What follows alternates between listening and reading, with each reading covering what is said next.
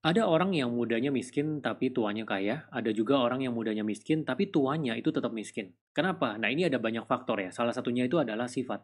Nah, di sini saya akan ngomongin sifat-sifat apa aja yang bisa kita buang jauh-jauh dan kita koreksi supaya kita meningkatkan kemungkinan kita menjadi kaya di dalam hidup. Ya, karena menurut saya sifat ini punya implikasi yang paling penting. Kenapa? Karena jangka panjang. Dari muda kalau kita sudah benar sifatnya, sampai dengan tua kita akan bertumbuh dengan sifat itu akan semakin kuat. Jadi kalau bisa dikoreksinya dari mudah. Yang pertama itu adalah otak batu. Jadi orang-orang yang ujungnya miskin itu adalah orang-orang yang kepalanya kepala batu. Kenapa? Dia nggak mau mendengarkan opini dari orang lain. Dia nggak mau berubah. Dia menjalankan apapun dengan caranya dia dan dia bersikeras bahwa dia yang paling pintar. Dia yang paling benar. Contohnya apa? Misalnya, pebisnis. Kita tahu bahwa ITC dulu itu ramai sekali ya. Orang-orang datang ke ITC sama seperti Tanah Abang untuk beli baju. Perputarannya per hari bisa miliaran rupiah.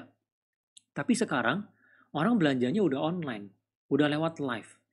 Ada pedagang-pedagang di ITC itu yang dia sudah buka tokonya online dan dia live. Tapi ada yang enggak. Ada yang sampai sekarang dia masih di sana, dia masih nggak online dan dia nggak live sama sekali dan dia merasa dia benar.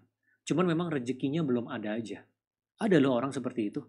Dan dia kalau ditanya itu kadang ada yang jawabannya sampai, oh ini kayaknya memang rezekinya belum ada aja, kita tunggu aja nih. Kita coba banyakin sedekah berbuat baik, supaya nanti rezekinya ngalir, orang datang untuk beli. Padahal kan nggak seperti itu. Orang memang udah kebiasaannya belinya dari online, belinya dari live. Jangan dikait-kaitkan dengan sedekah. Yang harus dirubah adalah ya cara jalanin bisnisnya. Nah, orang-orang yang otaknya keras seperti ini, seperti batu, ini susah untuk jadi kaya dalam hidup. Ya, ini berlaku di semuanya ya, di karir ataupun bisnis. Kalau misalnya kepala kita keras, kita nggak mau menyerap ilmu baru, kita nggak mau berusaha merubah diri kita untuk beradaptasi dengan sesuatu yang baru, yang berubah di sekitar kita, susah kita menjadi kaya dalam hidup. Yang kedua, itu adalah dari sisi pikiran negatif. Nah, ini juga penting. Orang-orang yang dia susah untuk menjadi kaya dalam hidupnya, itu adalah orang-orang yang dia isi pikirannya itu negatif. Ngomong apa-apa selalu negatif. Jadi misalnya kita ngomongin tentang ada temannya pebisnis. Dia tadinya punya cabang satu, sekarang dia punya cabang 100. Ah, dia mah hoki. Ketemu orang di komunitas agamanya, terus dia didanai. Orang itu pegang 30%. Hoki itu, nggak ada orang yang bisa kayak gitu. Carinya tuh yang negatifnya dulu. Misalnya ada temannya, mulai bisnis dan mulai profit. Alah, itu mah hoki, dia ngikutin bisnis yang lain tuh. Dia amati cara jalaninnya, dia tiru, terus dia modifikasi dikit-dikit. Carinya yang jelek gitu, padahal itu kan sesuatu yang positif. Oh, ternyata bisa ya. Kita mengamati, kita tiru, kita modifikasi. Oh, cara jalaninnya gitu ya. Oh, ternyata kalau mau ekspansi kita bisa pakai investor ya. Padahal kita bisa melihat sisi positifnya. Nah, kalau kita ingin meningkatkan kemungkinan kita untuk jadi kaya dalam hidup, kita harus memaksa mata kita, itu matanya mata positif. Ini ibaratnya sama seperti lebah dan lalat ya. Lebah kalau kita taruh di sekumpulan sampah, dia akan berusaha untuk mencari madu. Tapi kalau lalat, dia akan berusaha untuk mencari tai. Di dalam ruangan yang bersih pun dia akan berusaha untuk mencari tai. Kenapa? Karena memang seperti itu. Kacamatanya memang seperti itu. Makanya kita harus rubah kacamatanya kita. Lihatnya positif. Apapun itu, lihat positifnya dulu. Pasti ada sisi positif yang bisa kita lihat, yang kita bisa jadikan sesuatu yang bisa berguna untuk diri kita. Kayak tadi misalnya, oh dia niru bisnis lain. Oh ternyata niru bisa ya dimodifikasi. Berarti gue kalau mau mulai gue juga bisa nih. Lihatnya sisi positifnya, terus direfleksi ke diri sendiri gimana kita juga bisa maju dari hal yang kita lihat ini. Terus sifat yang ketiga itu adalah dari sisi mau kelihatan kaya. Ya orang-orang yang dia susah untuk menjadi kaya, itu salah satu faktornya adalah karena dia mau kelihatan kaya. Saya bukannya bilang beli barang mewah itu salah. Beli barang mewah boleh, tapi bukan dengan seluruh harta kita.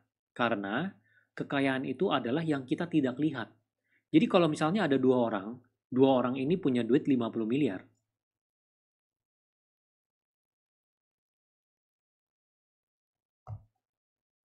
Yang satu beli mobil 49 miliar, yang satu nggak beli mobil, naik motor. Seakan-akan yang lebih kaya yang beli mobil ini.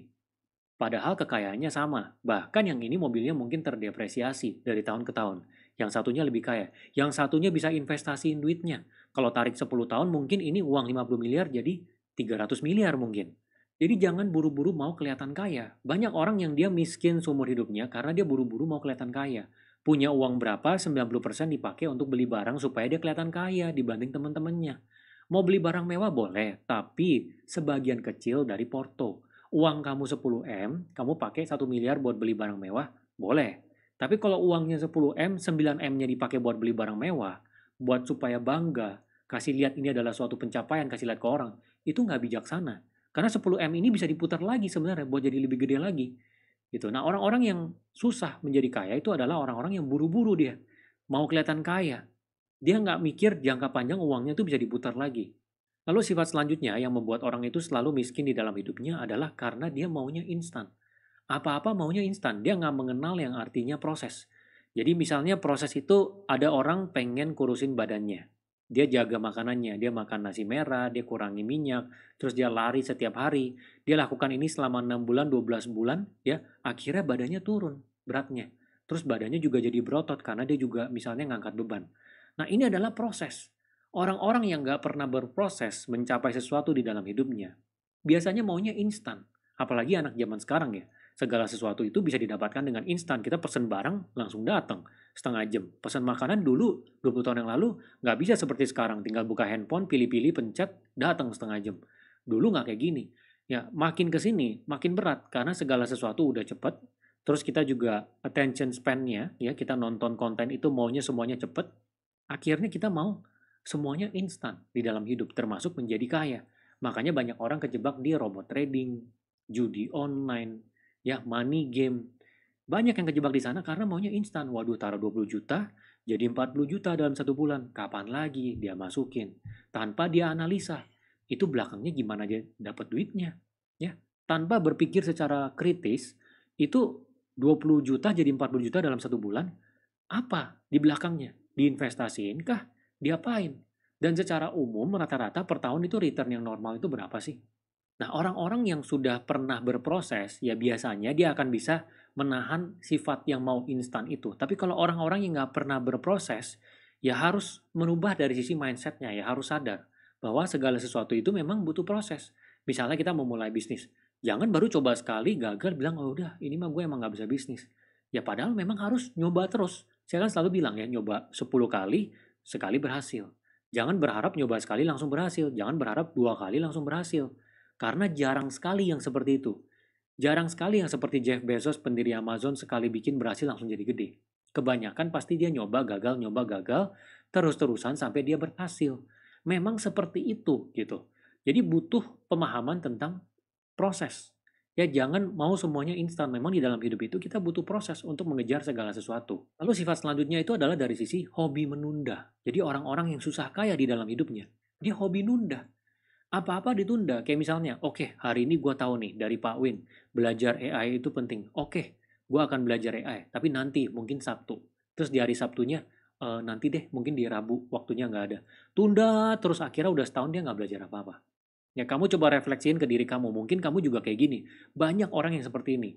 Saya bukannya bilang bahwa malas itu adalah sesuatu yang sifatnya hanya dimiliki oleh orang miskin. Semua orang punya sifat malas. Orang kaya juga punya sifat malas. Tapi mereka bisa lawan sifat malas itu. Kamu harus bisa lawan sifat malas itu. Jangan menunda. Biasakan kalau kepikiran sesuatu langsung dieksekusi. Misalnya, oke mau belajar AI. Langsung malam ini belajar AI. Jam 8, tank, langsung buka laptop, lihat di YouTube, belajar tentang AI. Langsung hari ini tanpa menunda. Supaya apa? Supaya otot eksekusinya itu terbentuk. Karena ketika kita mau mengejar segala sesuatu, ya kita mau karir kita mentok, bisnis kita menjadi besar, atau apapun itu, kita butuh untuk eksekusi dengan baik tanpa menunda-nunda. Semakin kita jago eksekusi, semakin cepat kita mencapai target untuk menjadi terbaik di bidangnya kita. Gitu. Jadi, buang jauh-jauh sifat prokrastinasi ini. Ini yang paling bahaya menurut saya ya. Kalau misalnya sifat yang lain, misalnya sudah dihilangkan, tapi ternyata sifat ini nggak bisa dihilangkan, ya susah juga. Karena untuk merubah hidup kita, ya kita butuh untuk bisa nggak menunda. Kita sudah bikin plannya baik-baik, plannya sangat bagus, tapi nggak dieksekusi, ya sama aja, ditunda-tunda terus aja sampai tua. Terus sifat yang terakhir yang menurut saya menahan seseorang untuk bisa menjadi kaya dalam hidup, itu adalah sifat go with the flow. Jadi ngikutin arus dalam hidup. Ah, hidup ini kita ikutin arus aja. Nanti kalau misalnya memang karir kita naik, akan ada peluang yang datang kok. Akan ada headhunter yang akan message kita kok di LinkedIn. Ya, akan ada temen yang nawarin kita kok kalau memang rezeki kita ada.